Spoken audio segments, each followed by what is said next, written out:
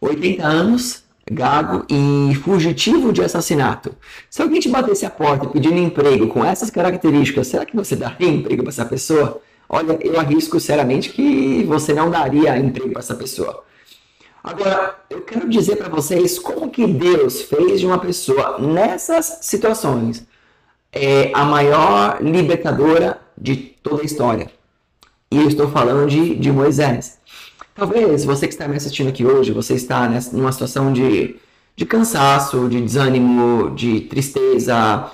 Talvez você se sente velho demais, você acha que não tem mais tempo para você, que não dá mais para você realizar nenhuma das coisas. Mas eu quero dizer para você que essa história de Moisés ela vai revolucionar a sua fé e vai te dar muita força para que você possa continuar avançando. Olá, queridos, bem-vindos de volta ao canal, bem-vindo você que está chegando pela primeira vez, Pastor Rodrigo Agripino aqui de volta com vocês, estou muito feliz que estão aqui, e para que eu possa contar esse milagre de como que Deus usou um homem de 80 anos para revolucionar a história, eu preciso um pouco contar de uma forma sumária a história da sua vida.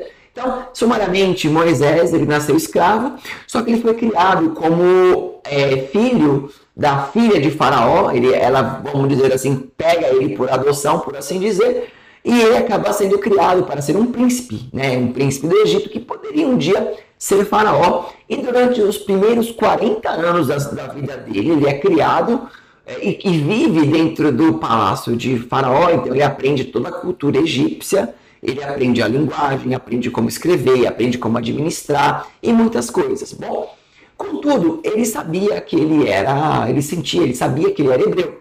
E um dia, ele caminhando pelo reinado, ali, pelo Egito, ele vê ali um soldado egípcio maltratando um hebreu. Então ele vai na defesa desse hebreu e ele acaba matando ali o soldado egípcio. E ele esconde esse soldado egípcio debaixo da areia. No outro dia, Moisés caminhando por ali, ele vê dois hebreus agora brigando e ele vai tentar ali aparar essa briga. E aí um dos hebreus olha para ele e fala assim: você vai me matar também, igual você matou o outro egípcio? Quando Moisés ele ouve isso, então ele fica horrorizado, ele fica com medo de ser entregue, né, a Faraó e todo o reinado egípcio, e sendo assim ele poderia ser morto, acontecer muitas coisas ali com ele, e ele foge então do Egito, e ele vai morar no deserto. Ele vai para a terra de Midian, e ele acaba encontrando um homem chamado Jetro, né, que ele tinha um rebanho com a sua família ali e tal, e ele acaba se apaixonando pela filha de Jetro, e acaba se casando ali com ela, e ele passa então mais 40 anos, na verdade, no deserto de Midian, agora sendo pastor de ovelhas. Percebam, ele sai da posição de príncipe do Egito agora para pastor de ovelhas. E agora Moisés, ele chegando aos 80 anos de idade, já casado, já tendo filho e tudo mais, ele acha que a vida dele era apenas aquilo. Contudo, um certo momento, ele pastoreia nas suas ovelhas, uma delas foge ou sai do seu caminho, e ele vai atrás dela. E quando ele vai atrás, ele vê no meio do deserto uma sarça, como se fosse um buchinho, uma planta, que ela está incandescente, que ela está pegando fogo, e esse fogo não se apaga. Ele não se apaga. Isso chama a curiosidade dele. Lembrando, ele está com 80 anos de idade agora, ele é descendente dos hebreus, né?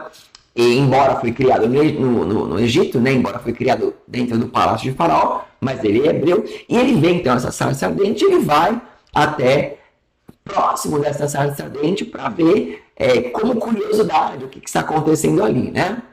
Então Moisés, ele curioso, ele chega próximo dessa planta que se queima e não se consome, e quando ele chega perto, ele ouve uma voz. Deus fala com ele através dessa sarça, né, dessa planta, e Moisés entende que era Deus, e Deus então ele vai dar a maior missão da vida de Moisés. Deus ele vai falar para Moisés: Moisés, vá até o Egito e liberte o meu povo. Imagina agora isso.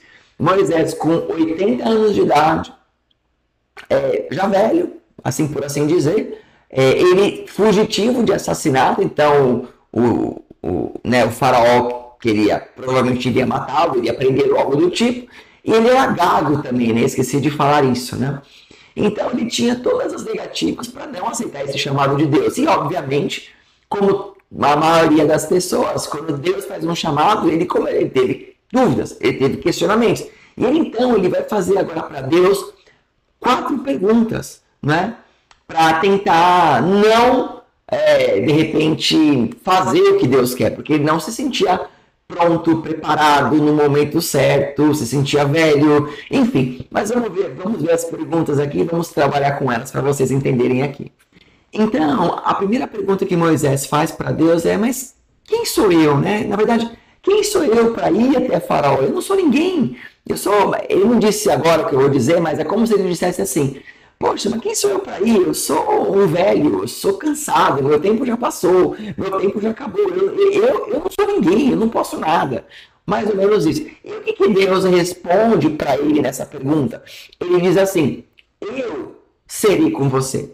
Né? Então Deus não está dizendo assim, ó, você é capaz, você é bom pra caramba, você manda bem, você tem experiência, você tem know-how, você tem uma expertise, você pode fazer. Não, Deus ele diz para ele assim: eu serei com você. Então aqui Deus quebra o argumento de Moisés, dizendo que ele se colocando para baixo e se colocando como incapaz. Deus está dizendo: não vai ser você, serei eu que estarei na sua vida.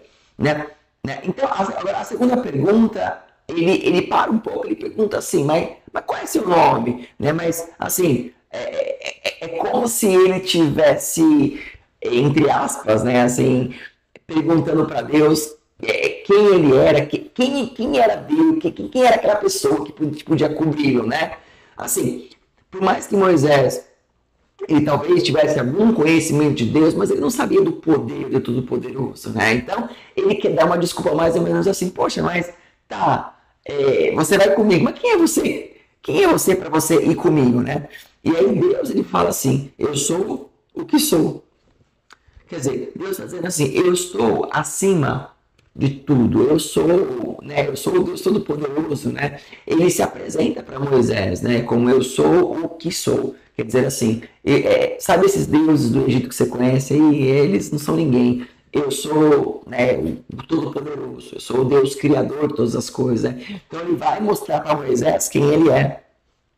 E aí, uma vez ele entendendo, né, puxa, então o Todo-Poderoso vai comigo, tá? Aí ele vem com a terceira pergunta, que foi a seguinte: mas eles não vão acreditar em mim?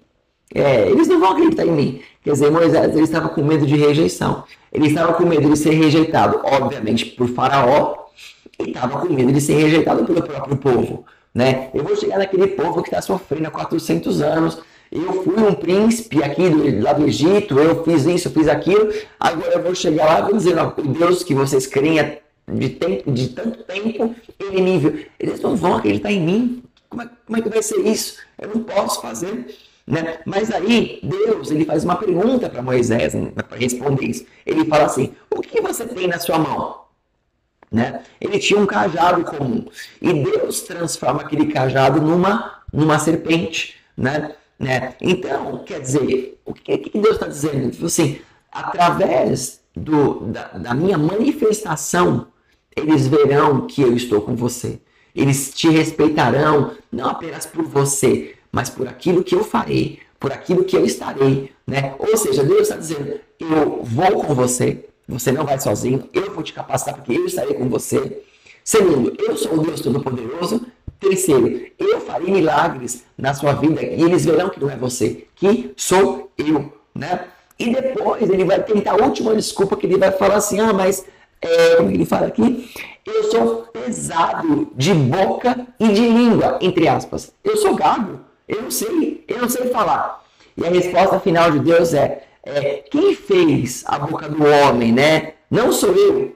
Quer dizer, eu estarei com a tua boca, né? E colocarei. Aí Deus fala que vai colocar o irmão dele para ser o arauto, mas que o irmão dele, Arão, que falaria. Ou seja, Deus ele vai quebrando aqui então todas as desculpas que Moisés ele vai trazendo para que não pudesse fazer a obra de Deus.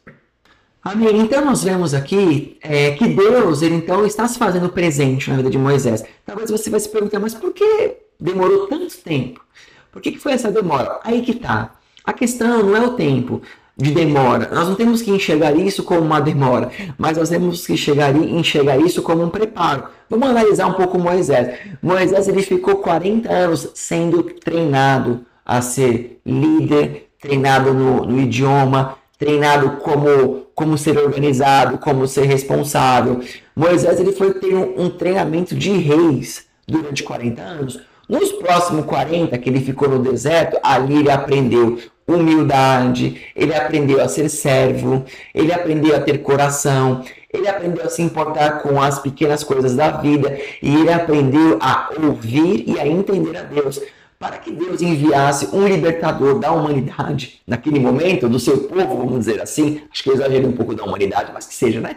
Mas o ponto é que ele precisava desse tempo de treinamento. Então Deus delongou esse tempo. Mas nos últimos 40 anos dele, ele liderou aquele povo, ele libertou aquele povo, andou no deserto e caminhou com eles praticamente até a Terra Prometida. E depois ali o tempo de Moisés terminou, né? Deus o recolheu, né? E Josué então assume ali a vida dele, né? Assume o chamado dele, perdão. Agora, o que isso tem a ver comigo e com você? Tem a ver que Deus não terminou com você ainda. Não importa a sua idade, não importa as suas frustrações, ou o tempo que você passou, ou o tempo que você tem trabalhado, Deus ainda não terminou o que Ele começou a fazer na sua vida e grandes coisas ainda vêm. Amém? Então, você pode chegar a Deus com os seus argumentos, com as suas questões, os seus problemas, mas Deus ele estará com você e te dará as respostas. Lembra, você não precisa estar capacitado. Quem vai te capacitar é Deus. Você tem que dizer o sim. Deus ele não está procurando pessoas totalmente prontas em todas as coisas. Deus procura corações de pessoas dispostas para fazer a vontade dele. Talvez você esteja cansado por frustrações, por decepções, por problemas, seja o que for. Mas entregue a Deus e se ainda é a vontade de Deus na sua vida, você completar o que você começou, Ele irá com você e você chegará até o final. Então, não se sinta velho, não se sinta cansado, não sinta que seu tempo terminou, não sinta que a sua geração acabou. Você tem muita coisa que Deus treinou você a vida inteira para esse momento. Não abra mão disso. Não abra mão disso. Vá atrás, avance e Deus fará grandes coisas na sua vida. Amém? Eu fico por aqui. Deus abençoe você. Não esqueça, curta, compartilhe, comente e nos ajude a crescer o canal em nome de Jesus.